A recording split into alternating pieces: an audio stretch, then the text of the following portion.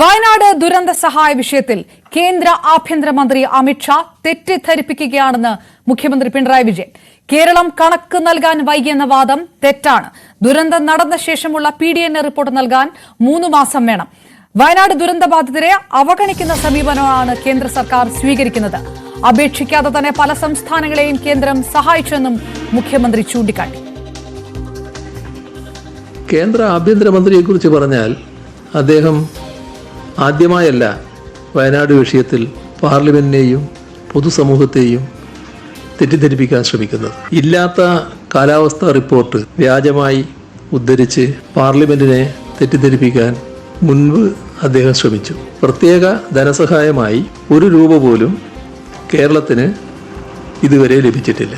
നേരത്തെ നൽകിയ മെമ്മോറാണ്ടത്തിന് പുറമെ post disaster needs assessment PDN നടത്തുകയും വിശദമായ റിപ്പോർട്ട് നവംബർ 13 കേന്ദ്ര സർക്കാരിന് നൽകുകയും ചെയ്തു.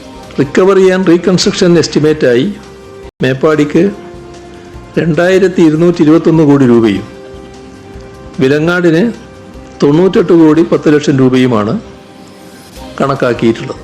ഈ റിപ്പോർട്ട് വൈകിയത് കൊണ്ടാണ് പ്രത്യേക പാക്കേജ് പ്രഖ്യാപിക്കാത്തത് എന്ന വിചിത്രവാദമാണ് കേന്ദ്ര ആഭ്യന്തരമന്ത്രി കേരളത്തിൽ നിന്നുള്ള MP-മാർക്കുള്ള മറുപടിയായി പറഞ്ഞിരിക്കുന്നത്.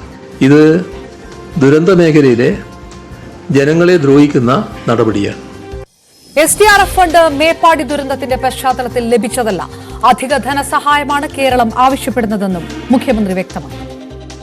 മേപ്പാടിയിലെ ദുരന്തബാധിതർക്ക് വേണ്ടത് അർഹമായ പുനരധിവാസമാണെന്നും മുഖ്യമന്ത്രി പറഞ്ഞു.